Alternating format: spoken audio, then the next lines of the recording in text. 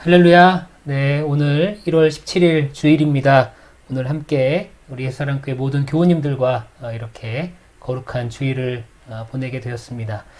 우리 함께 조용히 기도하시면서 예배를 시작합니다. 다 함께 조용히 기도하시겠습니다.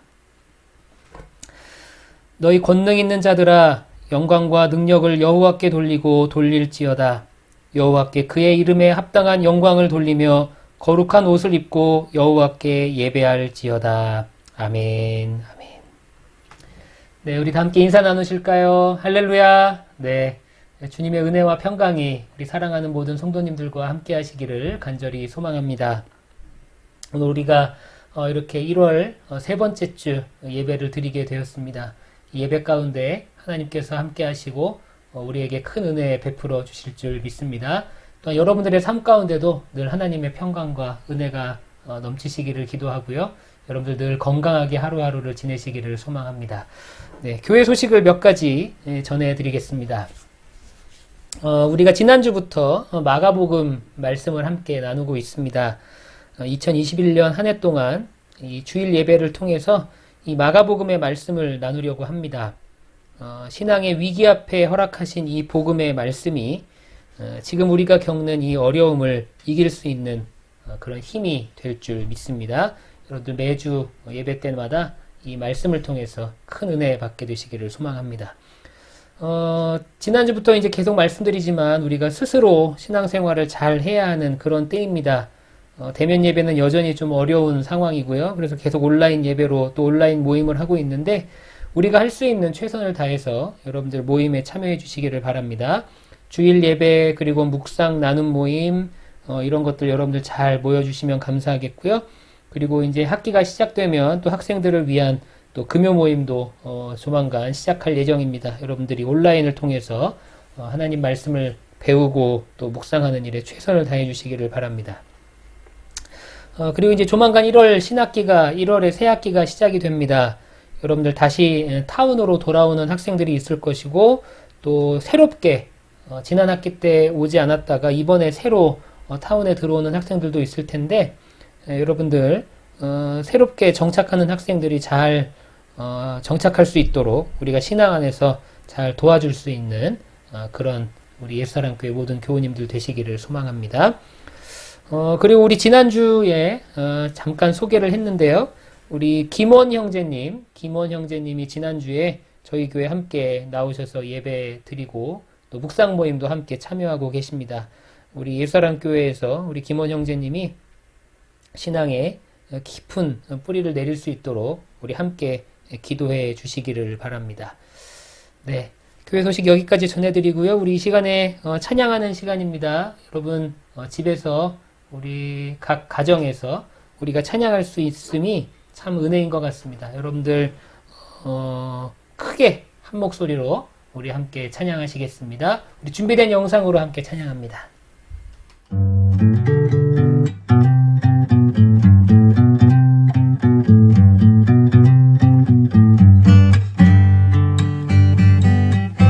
우리의 소망 구원 되시는 하나님을 생각하며 찬양하시겠습니다. 새 힘어들이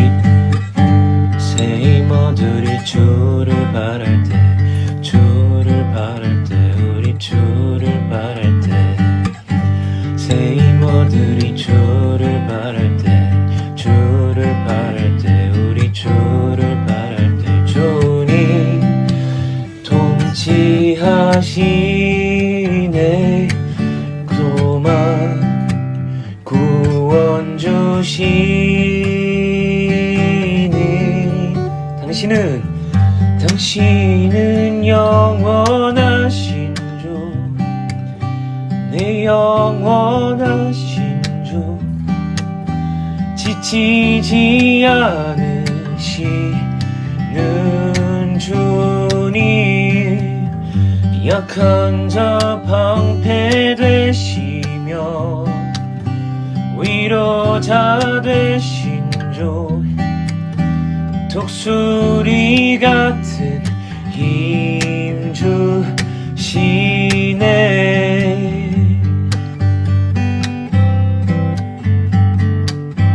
처음부터 다시 찬양하시겠습니다. 새 힘어들이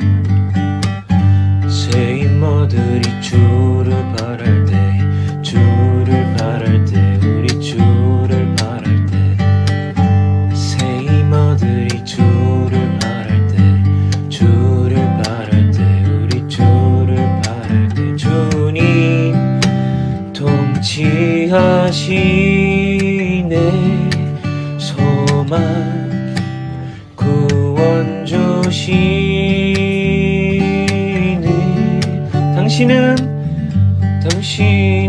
영원하신 주 내 영원하신 주 지치지 않으시니 주님 약한 자 방패되시며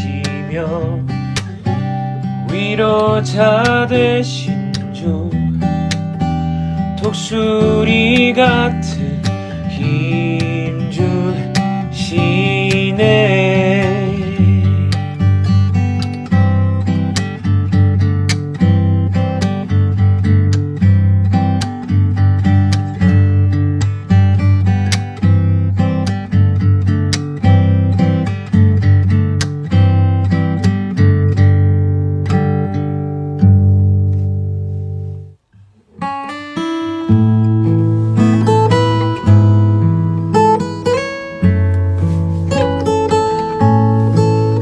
언제나 선하신 주님을 찬양합시다.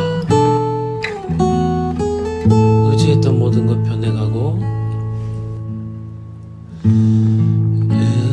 의지했던 모든 것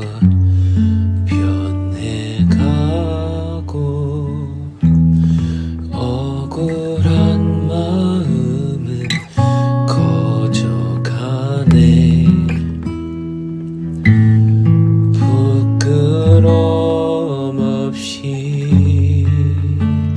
살고 싶은 마음 주님 아시네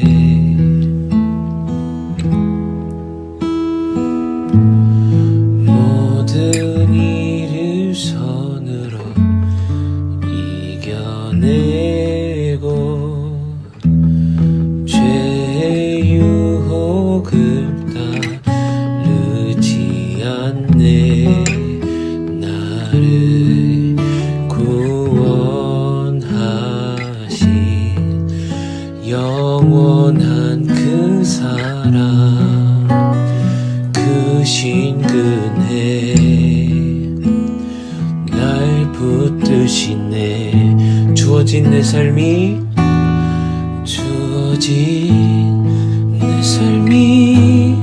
작게만 보여도 선하신 주 나를 이끄시 보내 중심을 보시는 주님만 따르네 날 택하신 주만 의지해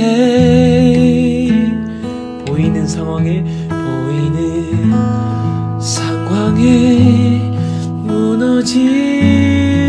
무너질지라도 예수 능력이 나를 붙드네 보이지 않아도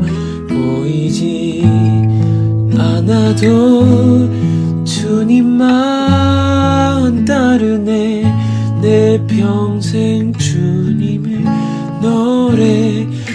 노래하리라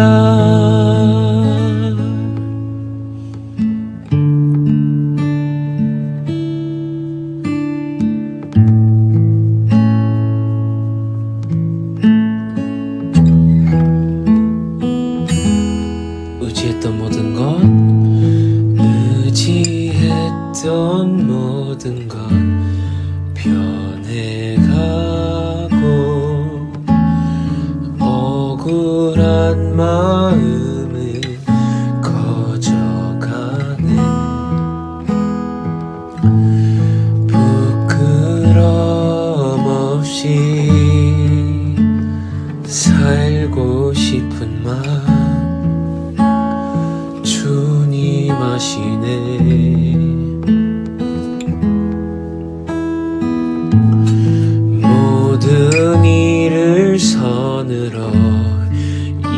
이겨내고 죄의 유혹을 따르지 않네. 나를 구원하신 영원한 그 사랑, 그 신그네 날 붙드시네. 주어진 내 삶이 작게만 보여도 선하신 주 나를 이끄신 거네. 중심을 보시는 주님만 따르네. 날 택하신 주만 의지해. 보이는 상황에 무너질지라도 예수 능력이 나를 붙드네. 보이지 않아도 주님만 따르네. 내 평생 주님을 노래하리라. 다시 찬양하시겠습니다. 보이는 상황에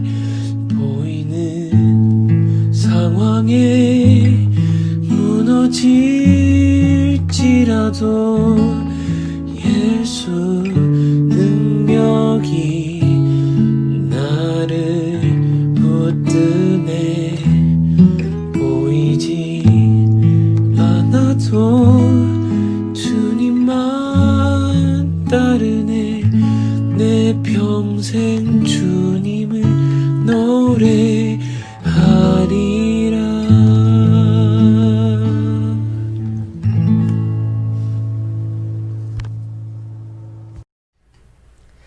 이 시간 함께 공동 기도문 낭독하며 기도합니다. 화면에 보이는 기도문 함께 읽으며 기도하는 시간입니다. 새로운 기회들을 위한 기도. 오 하나님, 지난날 동안 내가 저지른 모든 잘못을 사하여 주옵소서. 지난 날들을 돌이켜볼 때 내게는 많은 아쉬움이 남습니다. 다시 한번 내게 기회가 주어진다면 훨씬 더 잘할 수 있을 것들과 다시 또 만난다면 보다 친절하고 정중한 태도로 대할 것 같은 사람들, 내가 하지 말았어야 할 것들과 해서는 안 될 말들, 내가 행하지 않은 것들과 다시는 결코 올 것 같지 않은 기회들이 생각납니다. 그리고 오늘 또 다시 내게 주어진다면 반드시 행동으로 옮길 바람직한 결단들이 생각납니다. 오 하나님, 내게 합당한 방법으로 행하고 살아갈 수 있는 능력과 은혜를 더하시옵소서. 주 예수 그리스도의 이름, 거룩한 이름으로 기도드립니다. 아멘, 아멘. 네, 이 시간 다 함께 하나님 말씀 봉독합니다. 오늘 우리에게 주시는 하나님 말씀은 신약성경 마가복음 1장 14절에서 20절까지의 말씀입니다. 마가복음 1장 14절에서 20절까지의 말씀입니다. 우리 한 목소리로 천천히 다 함께 봉독하시겠습니다. 요한이 잡힌 뒤에 예수께서 갈릴리에 오셔서 하나님의 복음을 선포하셨다. 때가 찼다. 하나님의 나라가 가까이 왔다. 회개하여라. 복음을 믿어라. 예수께서 갈릴리 바다를 지나가시다가 시몬과 그의 동생 안드레가 바다에서 그물을 던지는 것을 보셨다. 그들은 어부였다. 예수께서 그들에게 말씀하셨다. 나를 따라오너라. 내가 너희를 사람을 낚는 어부가 되게 하겠다. 그들은 곧 그물을 버리고 예수를 따라갔다. 예수께서 조금 더 가시다가 세베대의 아들 야고보와 그의 동생 요한이 배에서 그물을 깁고 있는 것을 보시고 곧바로 그들을 부르셨다. 그들은 아버지 세베대를 일꾼들과 함께 배에 남겨두고 곧 예수를 따라갔다. 아멘. 하나님의 말씀입니다. 말씀을 주신 하나님께 감사드립니다. 네, 여러분들 이렇게 화답하시면 됩니다. 네, 오늘 마가복음의 말씀을 나누는 두 번째 주입니다. 오늘 이 시간에는 마가복음 1장 14절에서 20절 말씀을 가지고 예수님의 버킷리스트라는 제목으로 함께 말씀을 나누겠습니다. 여러분들 혹시 고요 속의 외침이라는 게임을 아시나요? 고요 속의 외침이라는 게임이 있는데 이 게임은 어떻게 하는 거냐면 문제를 내는 사람이 있고 맞추는 사람이 있어요. 그런데 이 두 사람 모두 다 이 큰 음악이 나오는 헤드셋을 끼고 서로 이제 문제를 내고 맞추는 겁니다. 그러니까 이 소리를 들을 수 없어서 이제 입모양으로만 이제 서로 문제를 내고 맞추는 거죠. 여러분 이게 아무것도 아닌 것 같은데 이 게임을 이렇게 보다 보면 정말 재밌는 장면들이 많이 연출이 됩니다. 근데 이 게임을 통해서 저는 그런 생각을 해봐요. 이 게임이 우리에게 전해주는 좀 메시지가 있었던 것 같아요. 그게 뭐냐면 본래의 것들을, 본래 가지고 있는 것들을 변함없이 전달하는 것이 참 어렵구나라는 것을 깨닫게 됩니다. 본래의 메시지를, 본래의 단어의 뜻을 변함없이 우리에게 전하는 것이 참 어렵구나라는 것을 우리는 깨닫게 되죠.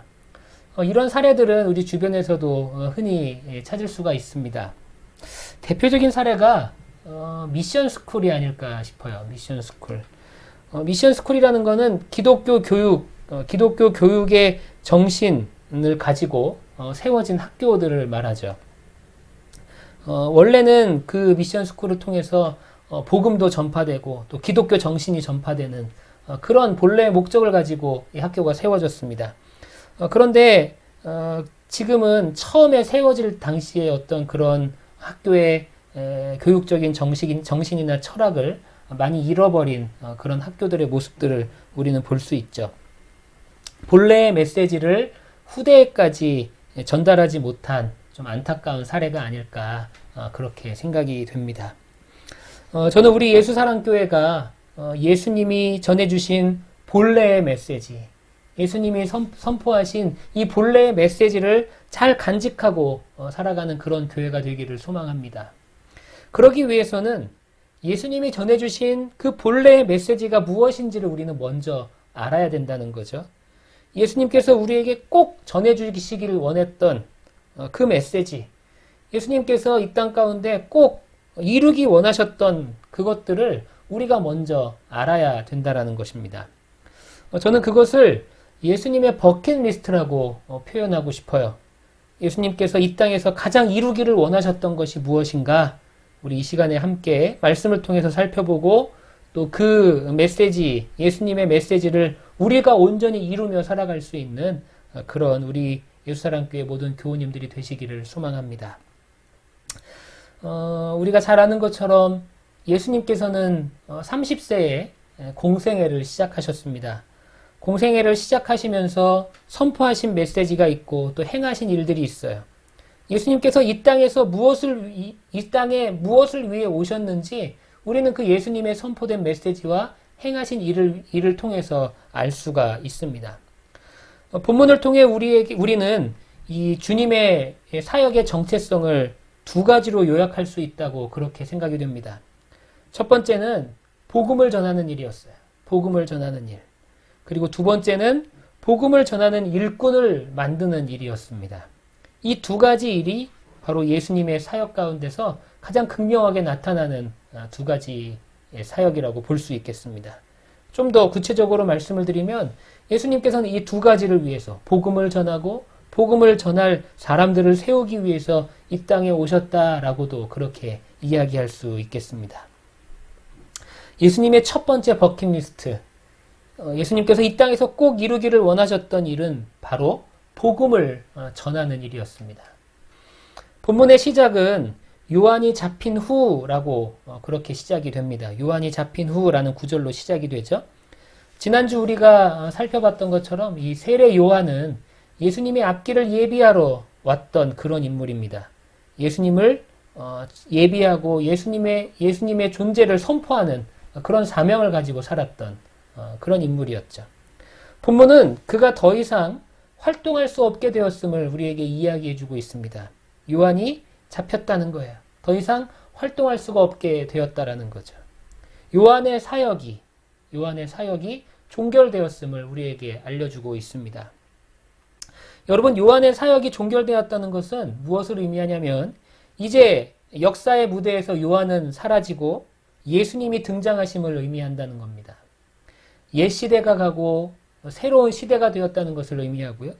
또 구약의 시대가 지나가고 새로운 언약의 시대, 신약의 시대가 도래했음을 우리에게 말해 주는 것입니다. 이런 새로운 시대가 도래하면서 예수님께서 말씀을 선포하십니다. 때가 찼다.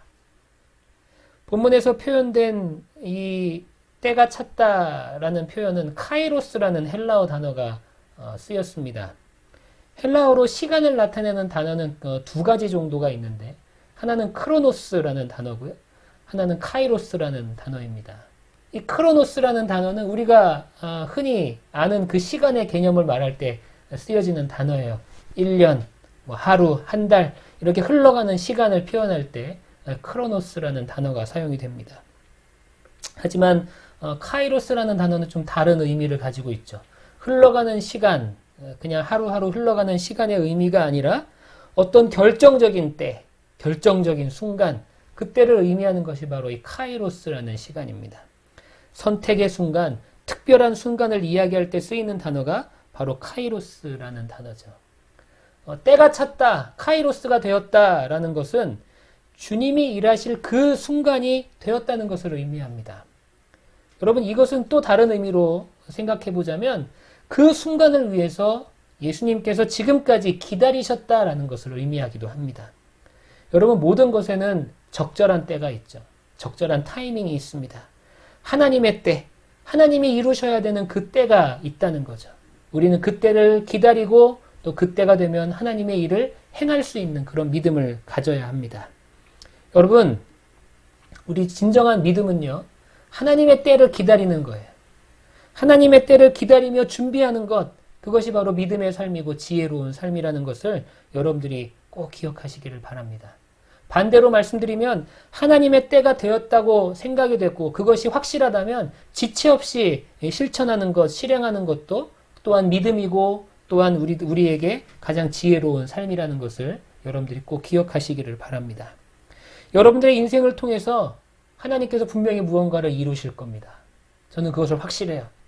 여러분들을 부르시고 여러분들 하나님의 자녀 삼아주시고 여러분들을 하나님의 예수님의 제자 삼아주신 이유는 분명히 있습니다. 하나님이 뭔가를 이루실 뭔가가 있다는 거죠.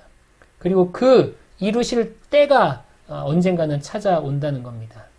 여러분, 그 때를 우리가 기다리며 여러분들 단련하고 준비하게 되시기를 바랍니다. 그리고 여러분들에서 그 하나님의 때가 되었다고 판단되는 순간 그 어떤 것도 지체하지 않고 실천하고 실행에 옮길 수 있는 그런 믿음의 삶을 살아갈 수 있는 우리 예수사랑교회 모든 교우님들이 되시기를 간절히 소망합니다. 예수님에게 그 카이로스의 시간이 찾아온 거예요. 그 때가 됐던 것입니다. 하나님의 때가 된 거죠. 그때 예수님께서 가장 먼저 하신 일이 무엇입니까? 14절에 보니까 이렇게 기록이 됩니다. 요한이 잡힌 뒤에 예수께서 갈릴리에 오셔서 하나님의 복음을 선포하셨다. 하나님의 때가 되었을 때 예수님께서 가장 먼저 무엇을 하셨냐면 복음을 선포하셨습니다. 이것이 바로 예수님이 이 땅에서의 삶 가운데 가장 중요하게 여기셨던 부분이라는 거죠. 예수님은 복음을 전해주시기 위해 우리에게 오신 것입니다. 예수님께서 전한 복음이 무엇입니까? 마가는 그냥 복음이라고 표현하지 않고 하나님의 복음이라고 표현하고 있어요. 하나님의 복음. 사실 이 복음이라는 단어는요, 그 당시에 그렇게 생소한 단어는 아니었습니다. 당시는 이 로마가 정말 이 세계 패권을 가지고 많은 나라들을 지배하고 있던 그런 시대인데, 로마 황제가 전령을 보내요. 왕의 메시지를 가지고 이제 전령들을 보내고 그 전령이 가져오는 그 메시지를 이제 식민지에다가 이제 전하는 겁니다. 근데 그 전령이 가지고 오는 그 소식을 당시에는 복음이라고 불렀다는 거예요. 사람들은 황제가 전하는 메시지에 처음에는 기대하면서 귀를 기울였습니다. 그런데 그 황제의 메시지, 로마 황제로부터 오는 그 복음이라고 포장된 그 메시지는 늘 사람들을 실망시키는 내용들이 많았다는 거죠. 세금을 올린다든지 아니면 부역을 해야 된다라든지 그런 좀 기쁘기는커녕 오히려 절망스럽고 슬픈 내용의 그런 소식들이 더 많았다는 겁니다. 그래서 당시에 사람들은 복음이라는 말에는 이제는 별로 감흥을 느끼지 못하던 그런 시대를 살고 있었던 사람들입니다. 마가는 이런 상황에서 참된 왕이신 예수님께서 전하는 복음은 세상의 것과는 다르다고 그렇게 차별성을 보일 필요가 있었죠. 그래서 마가는 예수님이 전한 복음을 하나님의 복음이다라고 표현하고 있는 것입니다. 로마 황제가 전하는 복음이 아니라 로마 황제가 전해주는 로마의 그 황제의 전령이 전해주는 그 복음이 아니라 참된 왕이신 예수님이 전해주는 하나님의 복음이 있다는 그런 선포인 것입니다. 하늘과 땅을 창조하시고 만물을 다스리시는 그 하나님의 복음을 지금 누가 선포하고 계시는 겁니까? 예수님이 선포하고 계시다는 거죠. 근데 그 복음의 내용이 무엇입니까? 여러분 15절에 보면 때가 찼다. 하나님의 나라가 가까이 왔다. 회개하여라. 복음을 믿어라.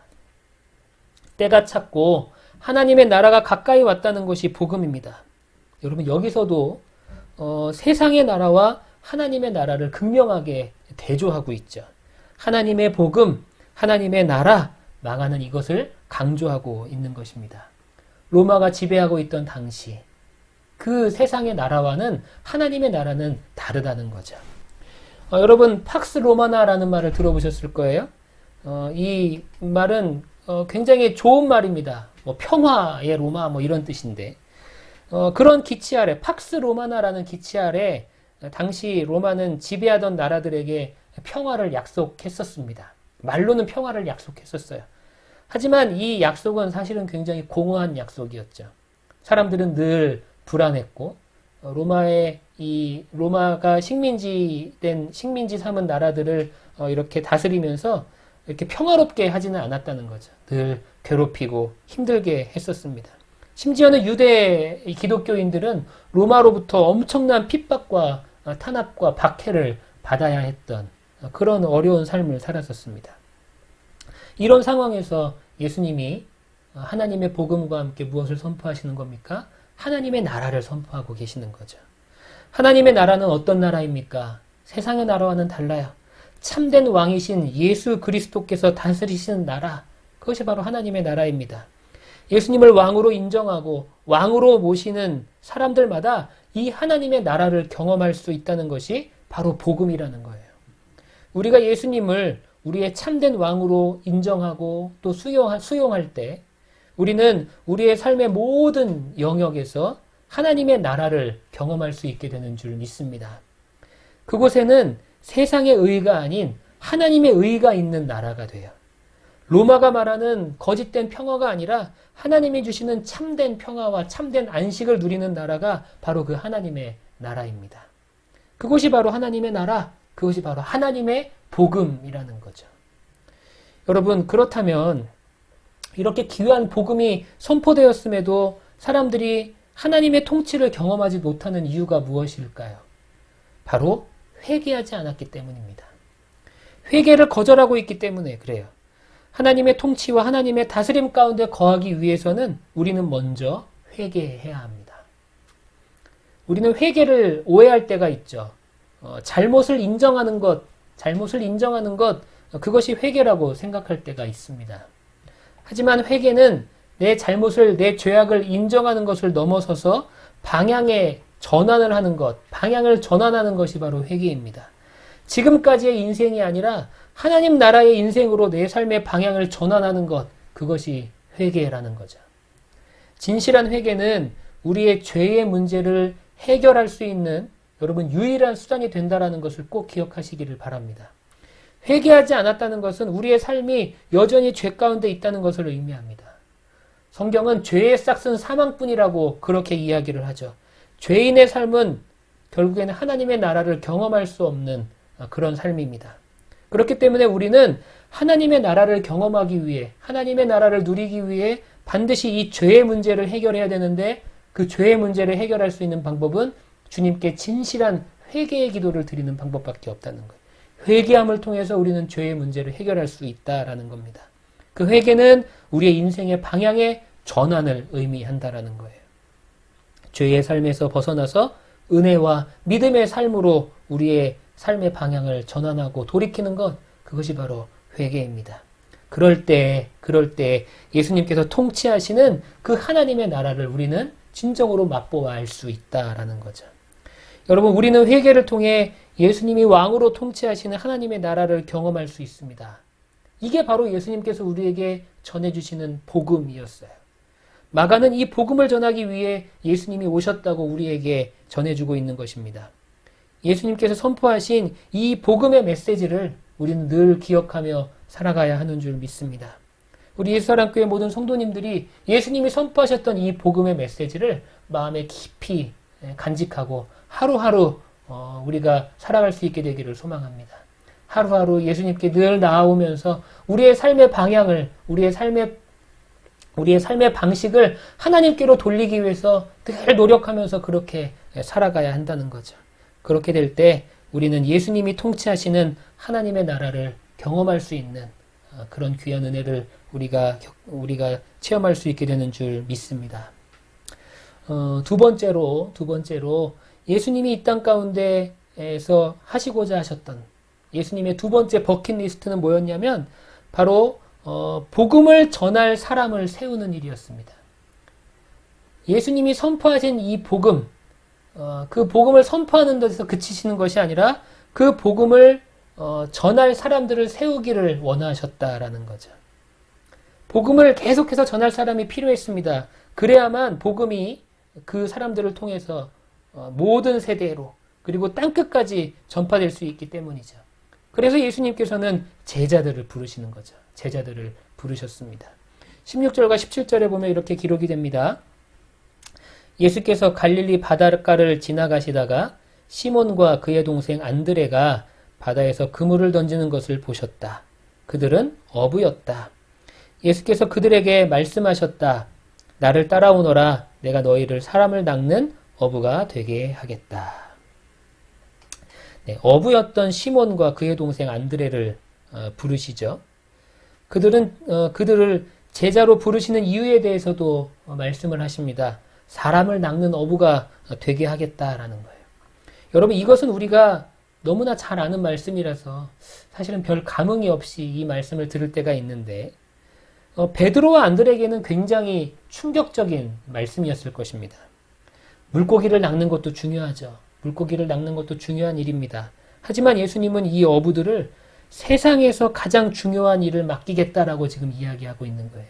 세상에서 가장 중요한 건 한 사람의 영혼 아닙니까? 그 한 사람의 영혼을 건지는 일에, 사람을 낚는 일에 너희들을 쓰겠다. 그렇게 지금 베드로와 안드레에게 말씀하고 계시는 겁니다. 아마 이 말을 들었을 때 베드로와 안드레는 심장이 터질 듯한 그런 감동을 느꼈을 것입니다. 그리고 그 두 어부는 어떻게 반응합니까? 18절입니다. 그들은 곧 그물을 버리고 예수를 따라갔다. 그들의 행동에 대해서 마가복음은 곧이라는 단어를 사용하면서 그 행동을 강조하고 있습니다. 후에 나오는 19절과 20절에 나오는 제자들을 부르시는 그 과정에서도 곧, 즉시 이런 단어들이 계속 쓰이고 있죠. 제자들이 즉시 예수님을 따랐다는 겁니다. 예수님의 부름에 주저하지 않았다는 거예요. 선생님, 저에게 좀 시간을 주시죠. 한 3일 정도 시간을 주시면 제가 생각해보고 결정하겠습니다. 그렇게 하지 않았다는 거예요. 그렇게 반응하지 않았다는 겁니다. 예수님을 따르는 것이 괜찮을까? 계산해보지도 않았어요. 내가 저분을 따라가면 내가 어떻게 내 인생이 어떻게 전환될까? 그런 어떤 일종의 인생의 계산, 이것이 이익일까 손해일까? 그렇게 계산하지 않았다는 거죠. 여러분, 이 부분을 통해서 여러분들은 어떤 도전을 받으십니까? 현대인들은 참 바쁜 하루하루를 살아가지 않습니까? 그리고 참 실리적인 계산을 통해서 무엇인가를 결정하죠. 만약 이런 현대인들에게 예수님께서 똑같은 질문을 우리에게 하신다면 그 부르심에 선뜻 응답하는 사람들이 있을까? 그렇게 생각이 됩니다. 이렇게 바쁘게 돌아가는 세상 가운데서 또 하루하루를 무엇이 이익인지를 계산하며 살아가야 되는 이 세상 가운데서 그 예수님의 부르심에 즉각적으로 응답할 수 있는 사람들이 과연 있을까? 그런 생각을 해보게 됩니다. 예수님의 부르심에 응답하기 위해서는요, 때로는 아주 단순하면서도 추진력 있는 결정을 해야 될 때가 있습니다. 지난주 우리가 세례 요한에 대해서 함께 말씀을 나누면서 세례 요한의 삶이 단순한 삶이었다, 그렇게 말씀을 드렸어요. 그가 왜 단순한 삶을 살았냐면 예수님의 복음을 위해서 많은 것들을 포기하고 가장 단순한 삶의 모습을 취했다라고 그렇게 말씀을 드렸습니다. 여러분, 우리도 마찬가지예요. 예수님의 부르심에 우리가 응답하기 위해서는요, 때로는 아주 단순한 결정이 필요할 때가 있습니다. 단순하게 그냥 생각하는 거예요. 너무 생각하지 말고, 너무 계산하지 말고, 너무 고민하지 말고 그냥 단순하게 생각하고 추진력 있게 결정할 때 오히려 그것이 복이 될 때가 있습니다. 저는 개인적으로 최근 몇 년 동안에 제 인생에서 가장 중요한 결정들을 해야 되는 그런 시기를 경험했었습니다. 제가 미국에 온 지 이제 2년 정도 되었는데, 2년 전쯤에, 2년이 조금 더 된 그때, 더 전이죠. 한 2년 반 전쯤에, 한국에서 사역하던 교회를 사임하고 미국으로 건너올 때 정말 많은 고민을 했었습니다. 고민 끝에 엘라바마주 몽고메리에 정착할 수 있었는데, 또 몽고메리에 정착한 지 2년도 채 되지 않아서 또다시 결정을 해야 되는 그런 상황을 맞이했었어요. 그리고 그때도 굉장히 많은 고민 끝에 지금 이 일리노이 어바나 샴페인 예수사랑교회를 섬기고 있습니다. 제가 한국에서 미국으로 올 때도 그렇고, 그리고 엘라바마에서 몽고메리에서 이곳으로 올 때도 그렇고요. 정말 쉽게 결정할 수 있는 그런 상황이 아니었어요. 정말 어려운 결정이었습니다. 기도도 많이 했어요. 또 고민도 많이 했습니다. 참 여러분들 앞에 부끄러운 고백이기도 하지만 여러 가지로 계산도 많이 해봤어요. 무엇이 나에게 이익일까? 내 목회 상황에서, 내 목회 커리어를 통해서, 커리어를 봤을 때 뭐가 나에게 더 좋은 선택일까? 막 그런 것까지도 고민을 해봤어요. 좀 부끄럽죠. 그런데 아무리 고민해보고 계산해봐도 답은 나오지 않았어요. 고민하고 계산할수록 오히려 내 인생의 방향은 미궁 속으로 빠져가는 그런 느낌이었습니다. 계산해보고 아무리 생각해봐도 답이 나오지 않으니까 결정할 수도 없는 거예요. 답이 나오질 않으니까 결정도 제대로 할 수가 없었죠. 그래서 저는 이 모든 과정을 통해서 참 정말 많은 어려움을 겪었었습니다. 개인적으로. 그런데 정작 결정할 때는요, 정말 단순하게 결정했었어요. 그 결정할 순간이 되었을 때는 제 마음가짐이 굉장히 단순하게 변화됐었습니다. 뭐냐면, 그래, 하나님이 보내시는 곳이고 내가 해야 할 일이 있으면 가자. 그런 정말로 단순한 한 문장은 그 마음을 가지고 결정하게 되었습니다. 하나님이 보내시는 곳이고 내가 할 일이 있으면 가자. 여러분, 제가 이렇게 단순한 마음을 가지고 한국을 떠나서 미국으로 왔고요. 그리고 정착한 곳에서 다시 이곳으로 올 때도 이렇게 단순한 마음으로 왔습니다. 여러분, 우리가 하나님의 부르심 앞에서 우리의 고민보다, 우리의 계산보다 그냥 단순하고 추진력 있게 결정할 필요가 있다는 사실을 여러분들 꼭 아시길 바랍니다. 제자들이 예수님이 부르심에 곧 즉시 응답했다라는 사실을 여러분들 기억하셔야 돼요. 여러분, 때로는요, 단순한 것이 정답일 때가 있습니다. 단순함이 정답일 때가 있다는 거죠. 예수님께서는 지금도 제자들을 부르고 계십니다. 복음을 위해 헌신된 사람들, 하나님의 나라를 전하기 위해 최선을 다할 사람들을 지금도 찾고 계신다는 거죠. 그 예수님의 부르심에 우리 모두는 단순하고 명료하게 즉각적으로 반응할 필요가 있습니다. 그것이 바로 진실한 믿음의 고백이 될 때가 있습니다. 여러분, 그렇게 반응하는 성도들을 통하여서 하나님께서는 결국에는 또 이 세상을 변화시키신다는 거예요. 우리 사랑하는 예수사랑교회 모든 성도님들이 그렇게 하나님의 부르심에 아주 단순하면서도 명료하게 나아갈 수 있는 그런 성도의 삶을 살아가게 되시기를 간절히 소망합니다. 네, 오늘 말씀을 정리합니다. 예수님의 버킷리스트는 크게 두 가지로 요약될 수 있었어요. 복음을 전하는 일과 그리고 그 복음을 통해서 세상을 변화시킬 제자들을 부르시는 것이었습니다. 이 예수님의 버킷리스트가 저는 우리 교회의 버킷리스트가 되었으면 좋겠어요. 우리 교회를 통해 예수님의 복음이 온전히 전파되기를 소원합시다. 그리고 우리 교회를 통해 예수님의 참된 제자들이 일어나고 세워지기를 우리가 소원하며 하루하루를 살게 되기를 소망합니다. 우리 함께 2021년에는 그런 버킷리스트를 가지고 우리 삶 가운데 여러 가지 버킷리스트가 있겠지만 예수님의 버킷리스트를 우리도 이루기 위해서 그렇게 노력할 수 있는 그런 우리 예수사랑교회 모든 성도님들과 우리 교우님들이 되시기를 간절히 소망합니다. 여러분 기억하십시오. 복음을 전하는 일, 그리고 제자를 삼는 일, 그것이 바로 예수님의 버킷리스트였고 우리들의 버킷리스트가 되어야 할 줄 믿습니다. 우리 다 함께 기도하시겠습니다. 사랑하는 주님, 예수님께서 이 땅에 오셔서 복음을 전하시고 또 제자를 세우시길 원하셨던 것처럼 우리의 삶도 이것들을 이루는 삶이 되기를 원합니다. 예수님의 버킷리스트가 우리 삶의 동일한 버킷리스트가 될 수 있도록 주께서 우리를 주장하시고 인도하여 주옵소서. 예수님의 이름으로 기도합니다. 아멘. 네, 지금은 우리가 마음과 헌금을 함께 봉헌하는 시간입니다. 헌금하기를 원하시는 분들은 벤모와 페이팔 통해서 온라인으로 헌금하실 수 있고요. 또 교회로 체크를 보내셔도 되겠습니다. 다 함께 준비된 영상으로 찬양하시면서 함께 봉헌하겠습니다.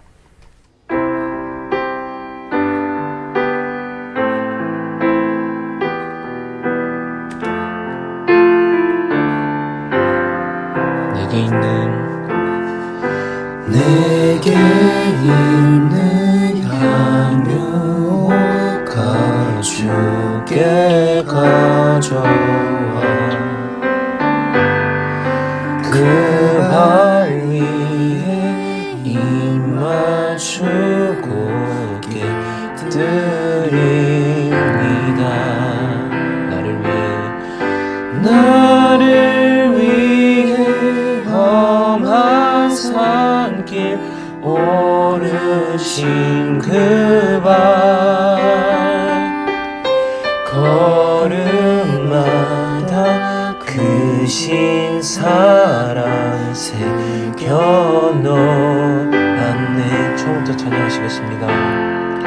내게 있는 향유옥 주께 가져와 그 발 위에 입 맞추고 드립니다. 나를 위해 나를 위해 십자가에 달리신 그 발 흘린 피로 나의 죄를 대속하셨네.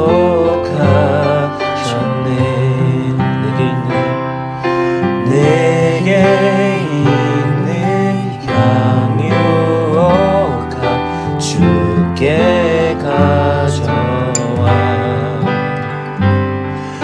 그 발 위에 입 맞추고 드립니다. 주님 다시 이 땅 위에 임하실 그때 주의 크신 사랑으로 날 받아주소서.